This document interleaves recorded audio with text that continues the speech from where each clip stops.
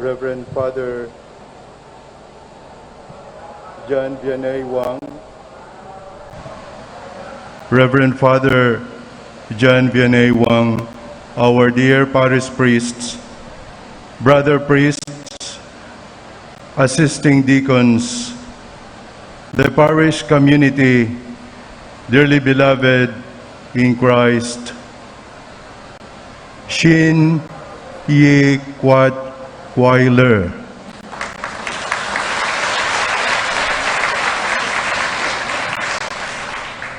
Happy Chinese New Year to all of you.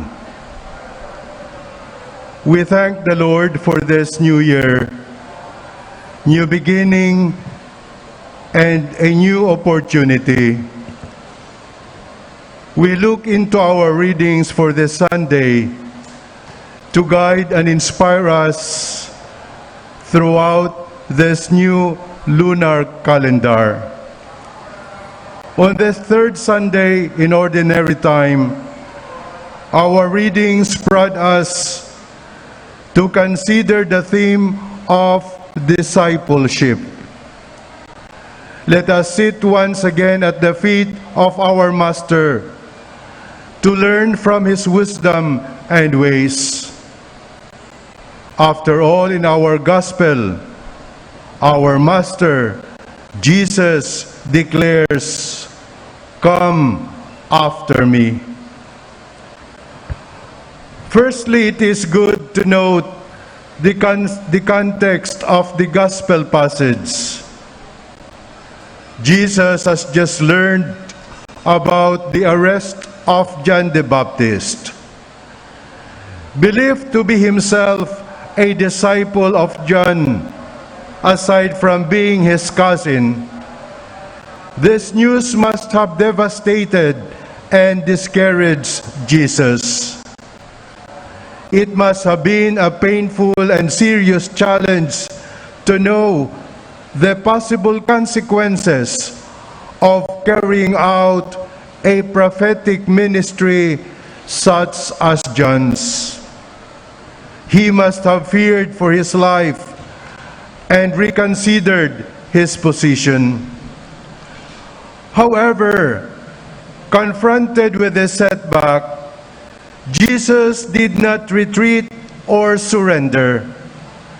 Instead of giving up or backing down, he picks himself up and proceeds to continue with the mission. This stumbling block became the stepping stone that propelled him to begin his own public ministry.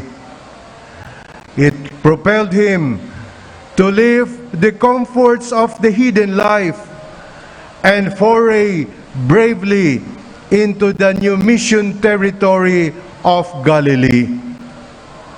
While acceptance and success were not guaranteed there, and the threat of rejection and persecution remained, Jesus courageously goes to preach the kingdom of God in both word and deed.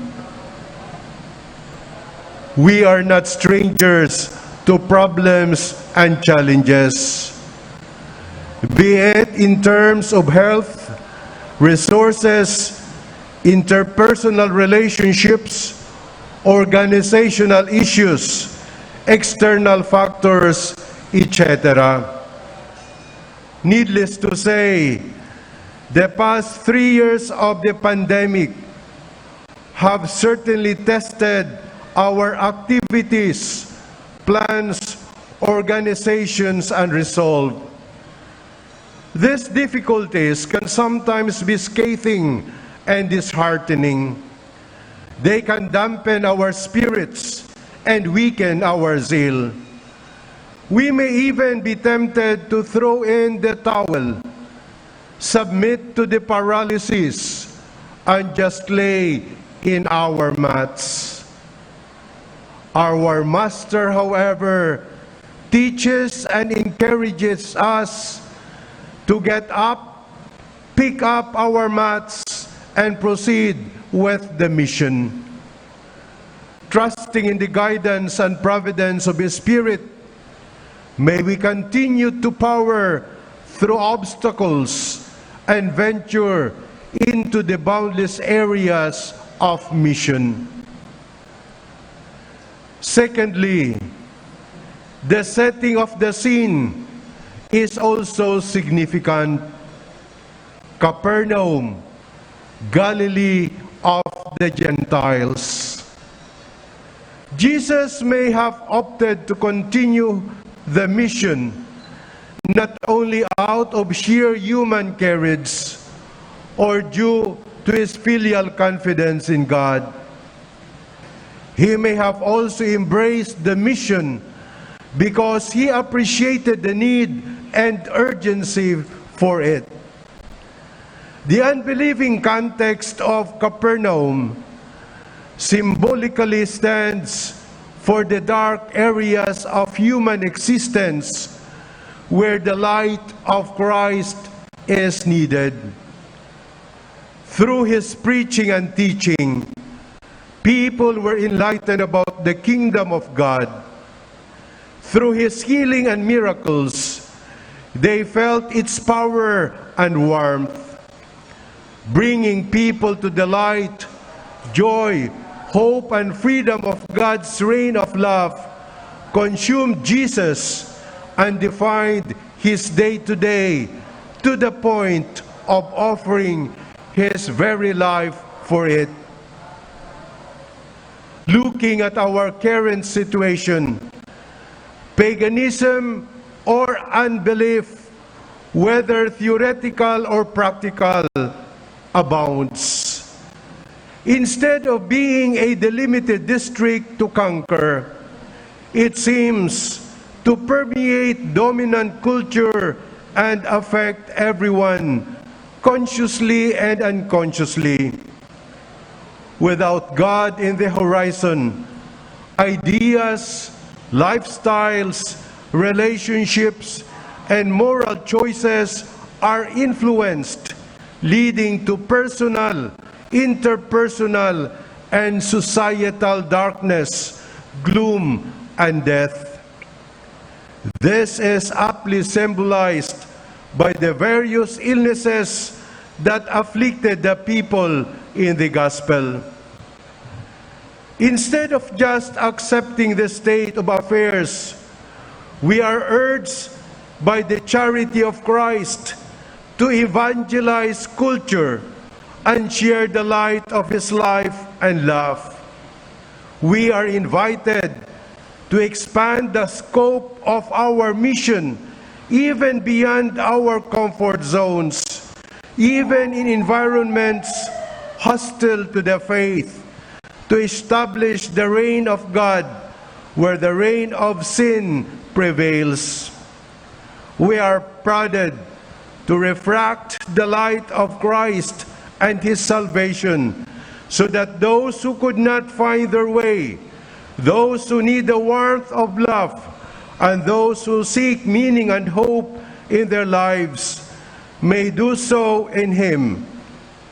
Doing so, we help others pick up their own mats and walk. Finally, carrying out this mission is not done alone. Jesus chooses collaborators to share the load with him. Among others, he calls the brothers Simon and Andrew, James and John. He invites family members to become parts of a new family and to share in a new kind of fishing. This strategy is part of Jesus' kingdom pedagogy, so that the apostles would not be alone in the journey, so that they can complement each other's strengths and weaknesses, so that they can implement Jesus' teachings among themselves, and in so doing, catalyze the spread of such loving relationships to bigger society. When we live out the teachings of Jesus in our families, where the first shall be last, where forgiveness is given 77 times, where life is laid down for one's friends, the reign of God is actualized. Enkindling Christ's light in our homes sheds light on other households engulfed by darkness. May our families and communities embrace this evangelizing function in the world. Confronted with these daunting tasks, it would help to go back to the sound of that very personal and intimate call that we receive from Jesus. Come after me, and I will make you fishers of men. Go back to the reason why you are here in the first place. Go back to the point when you fell in love with Christ and gave up certain things and persons, a past life, to follow Him. This step back is essential to moving forward. It gives us with energy, perspective, and inspiration. While our failures and shortcomings may consume and discourage us at times, like the defeated apostles after the crucifixion, the risen Christ's invitation to return to Galilee aims to rejuvenate and restore everything. The love in His call and the trust in His voice, in His choice of us, are words of healing that can help us rise, pick up our mats, and walk. We journey through this new year with a renewed vigor, together with our brothers and sisters. It will not only strengthen our bond as one community, but also realize that this journey is not a solitary one. We journey hand in hand with our brothers and sisters, and it is through them that we may be able to grow deeper in holiness. May our Blessed Mother, Queen of the Most Holy Rosary, be our model. As she put her trust in the Lord's words for her, may we also live out that trust and confidence, knowing that all of us belong to one family with God as our Father. Amen.